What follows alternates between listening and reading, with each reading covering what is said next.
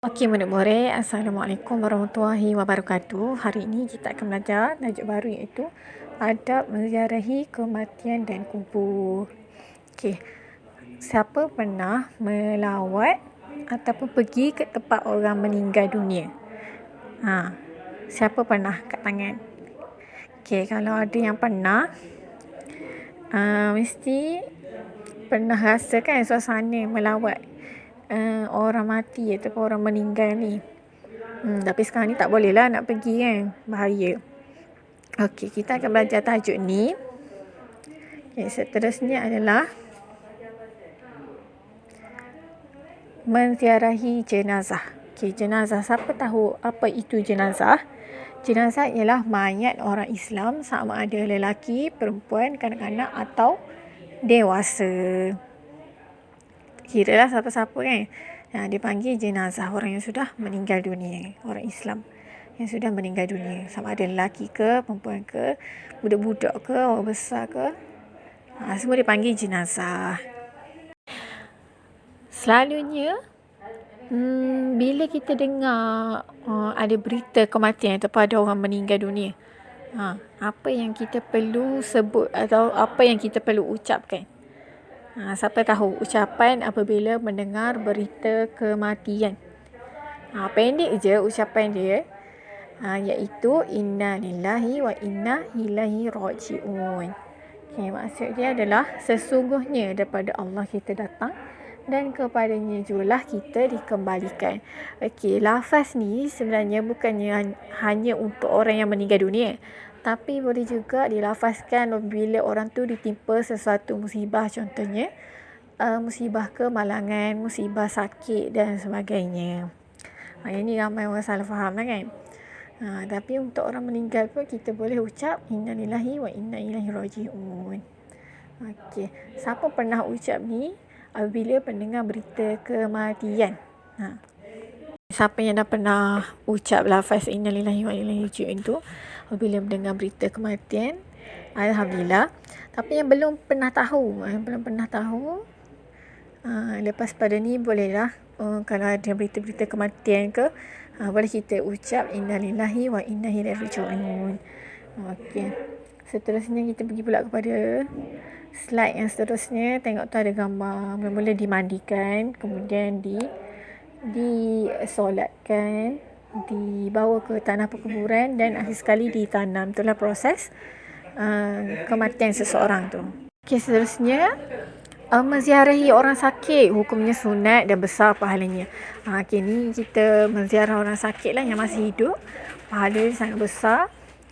Dan hadis seterusnya daripada Nabi Muhammad SAW, sabda Rasul, at'imul ja'i'u wa'udul marida wa fuqwal ati. Maksud dia, berilah olehmu makan akan orang yang lapar dan ziarahilah orang-orang sakit dan bebaskanlah tawanan.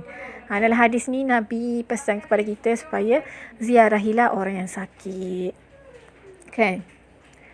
Seterusnya adalah orang yang menziarahi orang sakit sebaik-baiknya jangan duduk terlalu lama di sisi orang yang sakit. Kenapa tu? Sebab mungkin orang sakit tadi ingin berehat. Jangan ganggu masa rehat dia dan jangan terlalu lama menziarah. Seterusnya orang yang ziarah boleh memberi nasihat kepada orang yang sakit supaya bersifat sabar dan reda atas kehendak Allah. Bila kita melawat orang sakit, kita kena bagi nasihat ataupun semangat. Nasihat tu boleh kita bagi, contohnya supaya sabar, supaya reda, supaya terima dengan musibah ujian sakit tersebut, ataupun supaya terima dengan takdir yang Allah telah tetapkan. Setakat tu ada yang tak faham ke? Kalau ada yang tak faham, boleh terus tanya Ustazah dekat WhatsApp atau Telegram. Yang seterusnya, mari kita pergi pula kepada slide yang berikutnya, iaitu adab menziarahi jenazah. Kita dah baca dah tadi apa itu jenazah. Sekarang kita nak belajar pula adab menziarahi jenazah.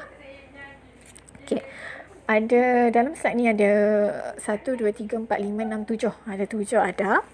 Yang pertama adalah mendoakan si mati.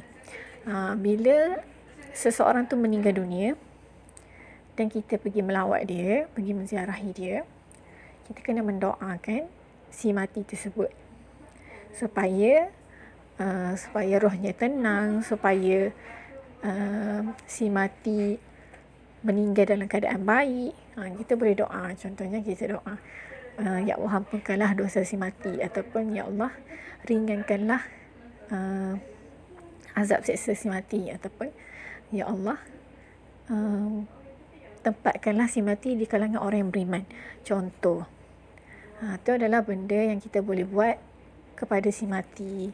InsyaAllah doa yang kita sampaikan tu sampai kepada si mati. Okay. Kalau tak pandai doa bahasa Arab, boleh je doa bahasa Melayu.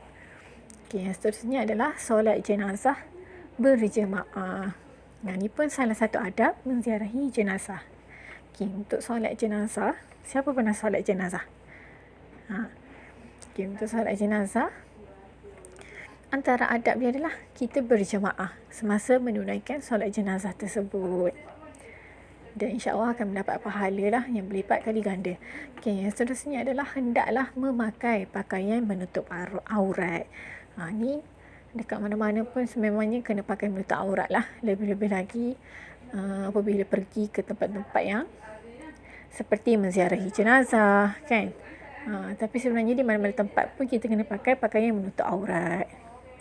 Okay, yang seterusnya adalah mengucap takziah kepada keluarga si mati. Ini pun merupakan adab lah.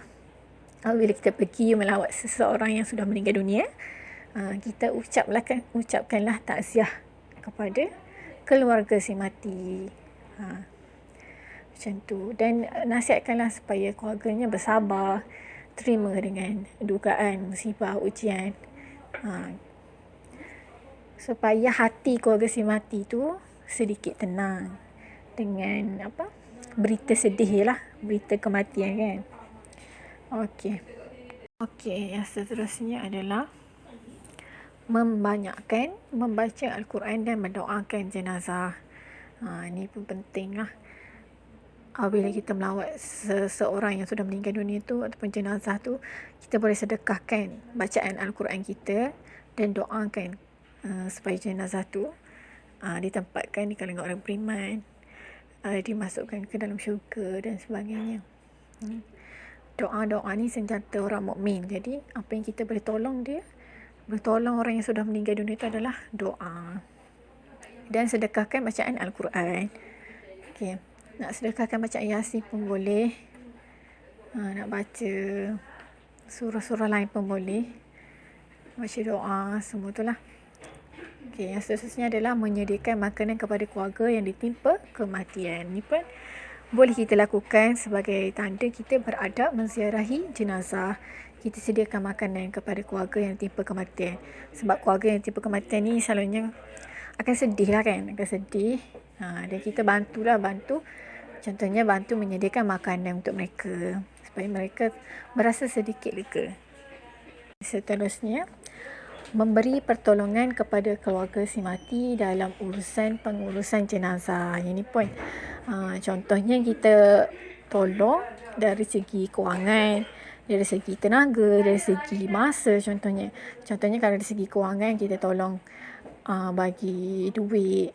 Lepas tu kalau dari segi masa mungkin kita boleh tolong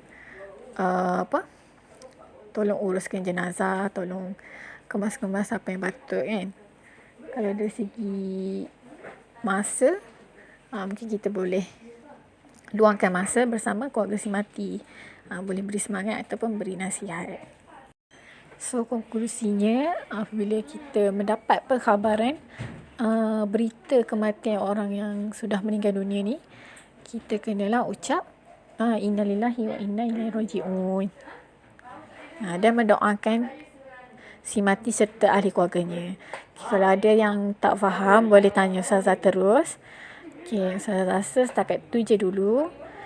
Semoga semuanya faham dan selamat belajar. Assalamualaikum.